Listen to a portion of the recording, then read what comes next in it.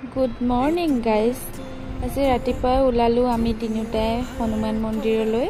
আজি যেহেতু মঙ্গলবাৰ হনুমানজী বাৰ পূজা কৰি ওলাই আহিলো আমি। ঘৰ আহি পালোহি। ঘৰ আহি আছো হেনেকে আমাৰ এটো শ্মশানৰ ওচৰ ৰাস্তা আৰু আমাৰ ঘৰ শ্মশানৰ কাষতে। আৰু আহিয়ে চাটা খাই বৈ আজৰি হৈ মোৰ বনোৱা বস্তু কেইটামান আমাৰ ওচৰৰ পেহী এজনী বহুত ভাল লাগিছিলে বুলি ক'লে, তো তেওঁকো এটা বনাই দিব ক'লে। সো মই বনাই আছো। নিজৰ কাম কাজ এৰি মই আগত হেতু কৰিছো যে কৈছে যে বনাই দিবলৈ কাৰণে ন, মোৰ ভাল লাগিছে, শুনি ভাল লাগিছে বুলি কৈছে কাৰণে। সো টিকলাও আমাৰ ওচৰতে বহি আছে, আমনি কৰি আছে, তথাপি তাক এই বনাই আছো মই। আৰু হেনেকে বনাই হৈ আছে আৰু লাহে লাহে। তো ফাইনেল লুকটো মই আপোনালোকক দেখাম কেনেকুৱা হৈছে, আপোনালোকে ক'ব। আৰু মোৰ এনেকে মানে বস্তু বনাই বহুত ভাল লাগে। মই নিজৰ পৰা মানে কিবা এটা কৰি খুব ভাল পাওঁ।